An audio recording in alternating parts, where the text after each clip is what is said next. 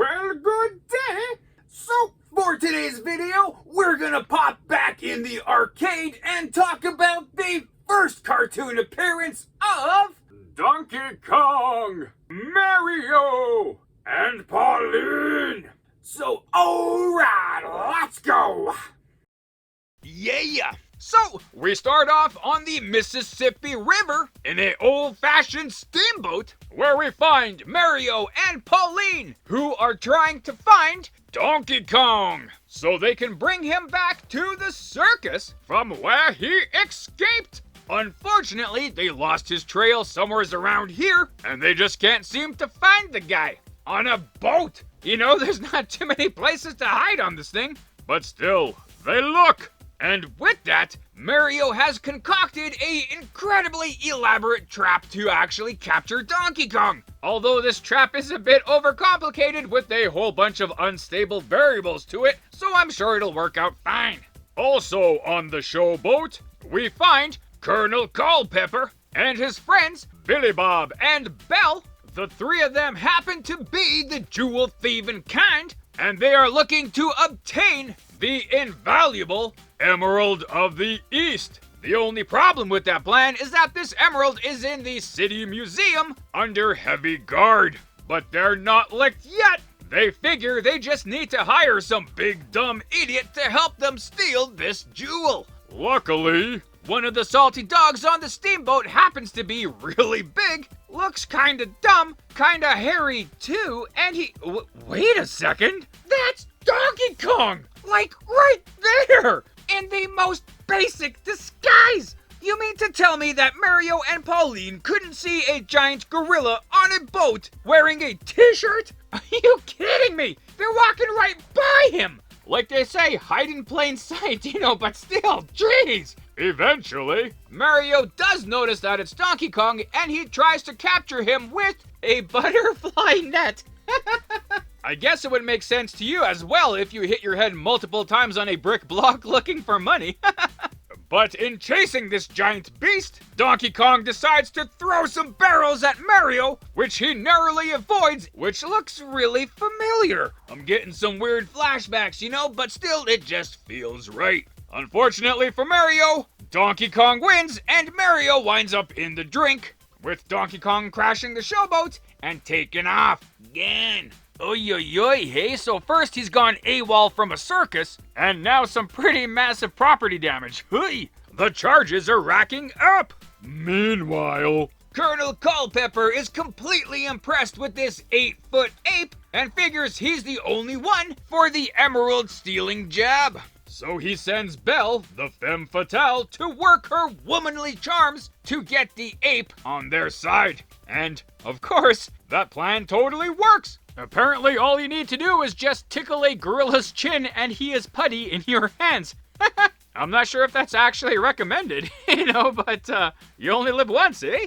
Later, Donkey Kong breaks into the City Museum, making a whole bunch of noise, and has absolutely no problem in jumping into the Emerald Room, where he is not noticed by any of the security guards. Again, you know, like, this is an 8-foot gorilla. He's right frickin' there. Like, is he invisible? I don't even know at this point. Man, like, even if you couldn't see him, I'm pretty sure you could smell him, you know?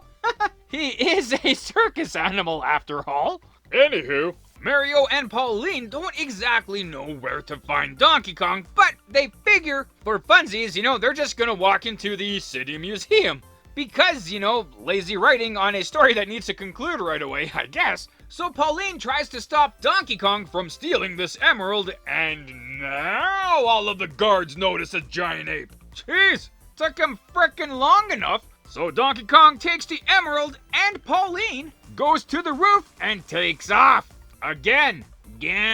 And he's leaping from rooftop to rooftop like Batman? Well, I guess. So, without a trail to follow, and without any clues to follow, Mario knows exactly where Donkey Kong is gonna go, which would be a private swamp. He's never seen this private swamp before. How does he know? Yeah, you know what? I don't even care. Yep, private swamp. Good. Mario sets up that elaborate trap he was talking about from earlier, which is kind of like that old board game called Mousetrap. Like, you remember that thing? Took you half an hour to set up the board, and you maybe played for it for 5 minutes?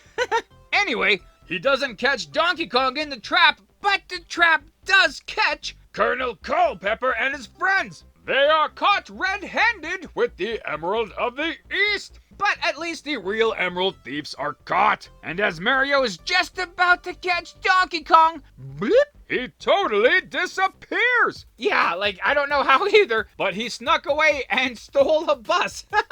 Holy crap, Grand Theft Auto now. I thought he was one of the good guys. So he drives off into the sunset, and that's really all you can do. And with that is the end of this era, Donkey Tale. So yeah, hey, like, that was actually not too shabby. Honestly, I thought it was pretty hip. It had some kind of interesting, story beats, once in a while, but still pretty good.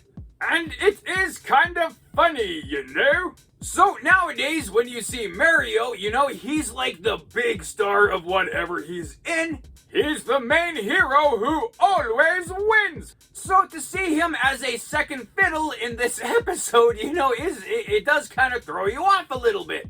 But this cartoon did come out before Mario became a superstar in that classic game, Super Mario Brothers. So indeed, at this point in the world, he was known as a second fiddle in video games. So that Donkey Kong-Mario relationship totally makes sense in this episode. But it is still kind of funny. Like, in this episode, Mario is technically the antagonist. He's not a bad guy, he's just doing his job to get Donkey Kong back home. But still, he's basically being treated like Elmer Fudd is, Getting beaten up at every turn, losing in the end. Not what we know of Mario today.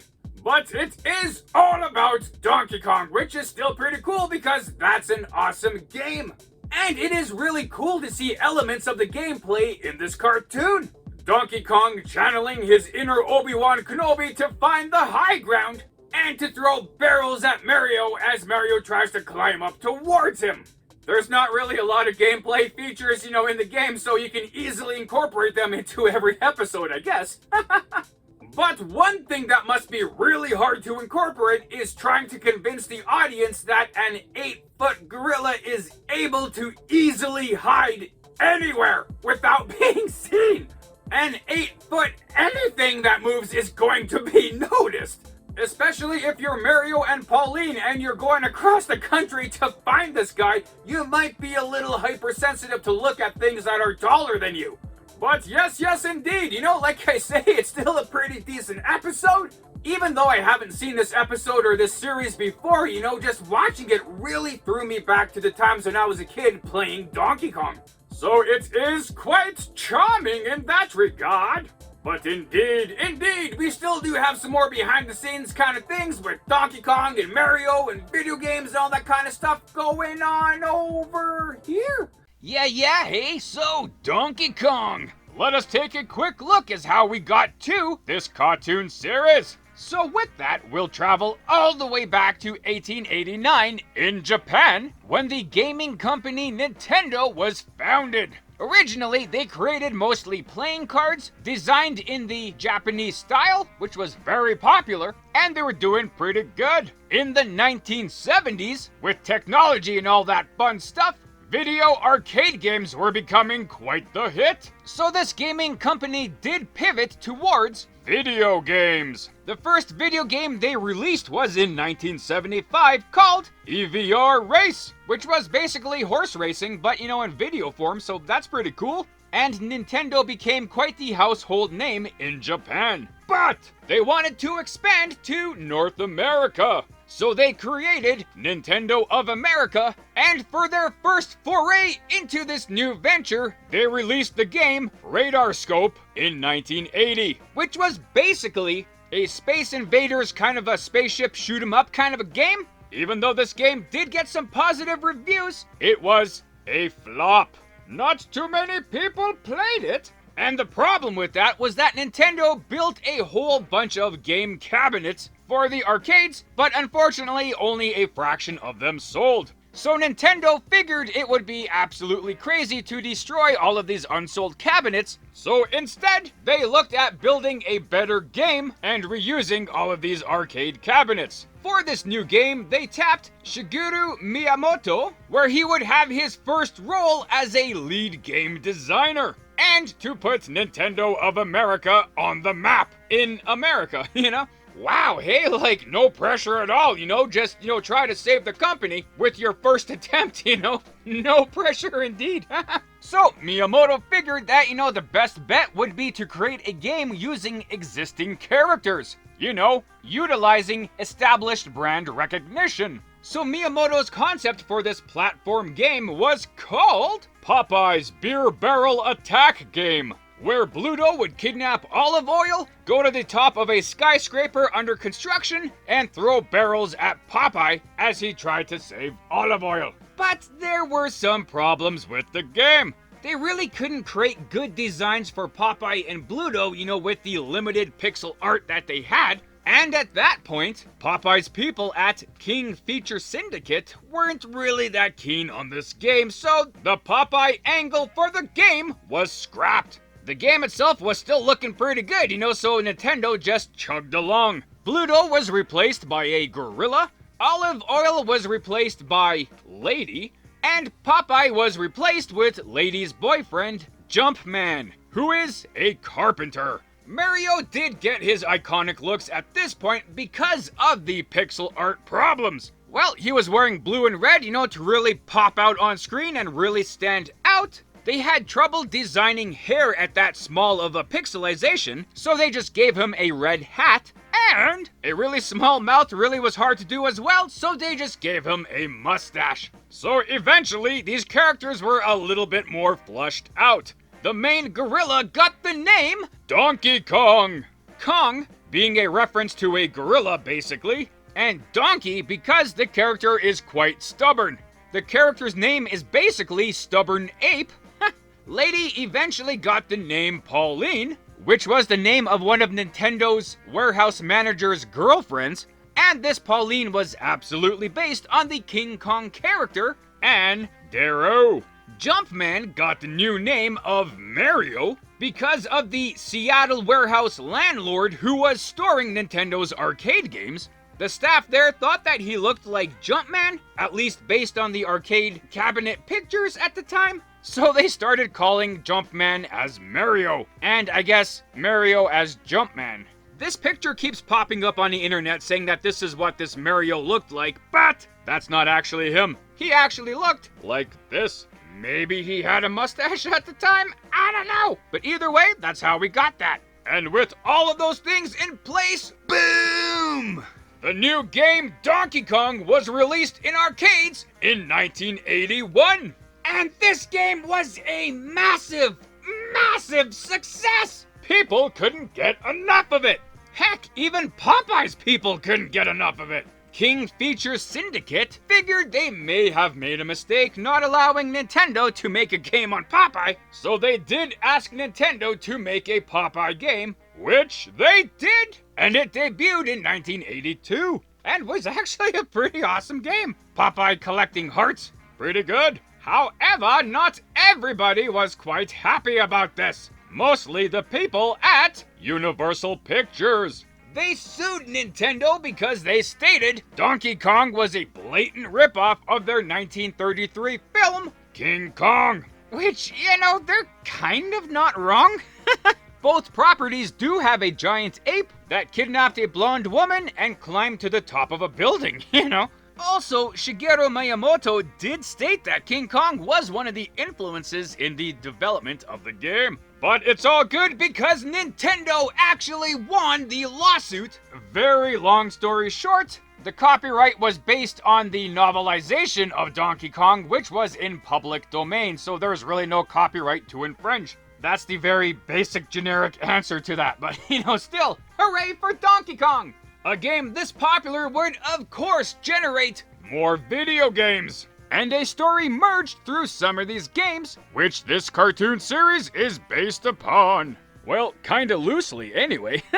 So you have this Donkey Kong arcade game that came out in 1981 with the villain Donkey Kong kidnapping Pauline and her boyfriend Mario going to save her. In the sequel arcade game, Donkey Kong Jr., which was released in 1982, we see that Mario has defeated and captured Donkey Kong and put him in a cage where Donkey Kong Jr. needs to save his dad. So in this game, Mario technically is the villain here. And if you want to dig a little deeper into this story, there was a prequel game that came out in 1984, a year after this cartoon series. It was the handheld game called Donkey Kong Circus, where Donkey Kong is practicing his juggling act while trying to balance on a barrel, but if he falls off the barrel or fails, Mario, who was watching him, would start laughing hysterically. The story goes that Donkey Kong got so mad at Mario that he kidnapped his trainer,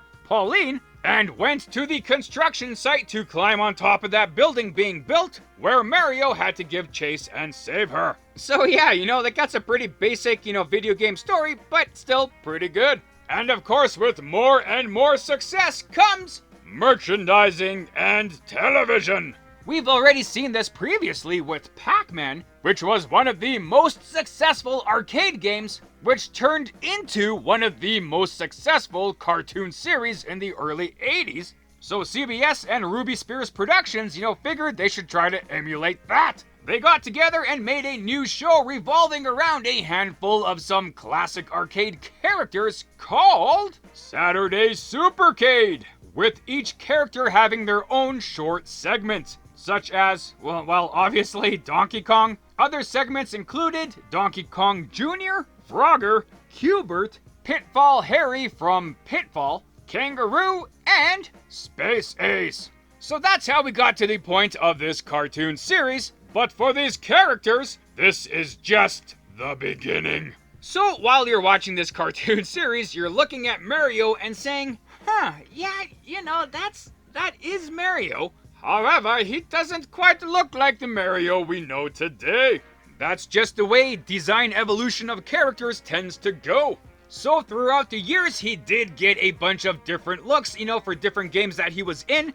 Whether it be in any of the Donkey Kong games, or his own spin-off game, where Mario was given basically his final look. Well, it's been kind of tweaked, from here and there since then, but really, basically, the basic look of Mario we know today. Mario and Donkey Kong would still get brand new games kind of going forward from here. Mario basically getting a game in every single gaming genre imaginable. Donkey Kong getting quite a few games too, including that awesome game Donkey Kong Country. So good! But unfortunately, not so much success for Pauline. Apparently, Mario and Pauline broke up right before Super Mario Bros. When Mario started dating Princess Peach. Not sure how Mario and Pauline broke up or what happened, but they're still friends, so that's good. Even though Pauline did not get her own game like her two co-stars did, she did pop up here and there in other video games as a playable character, and in 2017's game, Super Mario Odyssey, she is revealed to be the mayor of New Donk City. So with that, I guess she was too busy to appear in video games, like running a city and all. Nonetheless, it is still awesome to see her. And not only did these characters reach superstardom, but so did the game lead designer, Shigeru Miyamoto. He became an absolute legend in the video game and pop culture world, with big massive hit games under the Donkey Kong, Super Mario, and Zelda banners, which is quite a few games just under those guys, not to mention a whole bunch of other games like Star Fox and whatnot. So this Donkey Kong game, man, really one of the biggest arcade games there has ever been. But whoo, yeah, man, that was quite a bit of a ramble from me. A lot of information, but a lot of good stuff about Mario, Donkey Kong, and Pauline and all that. So it's all good, and that's where I shall leave things. So with this, that, those, and the other things, I guess, that's that. Also, if you're interested, I created my own comic book channel, 215 Comics. And currently, I have created my own cartoon series, The Adventures of the Density. And recently started a radio series featuring my newest character, Elastoma, with more titles to come. So if you want to check it out, I'll leave a link up top here to that channel and some links at the end of the video. Yeah! Right on, and there you go. So thanks for watching the video. I hope you liked it as much as I did making it. Also, feel free to check out the source material that I featured in this video. And if you want to leave a comment on anything you may have liked or things I might have missed in this, feel free to do so. Or anything else, just to say hi. That's cool too. And other than that, have a great day. Thanks.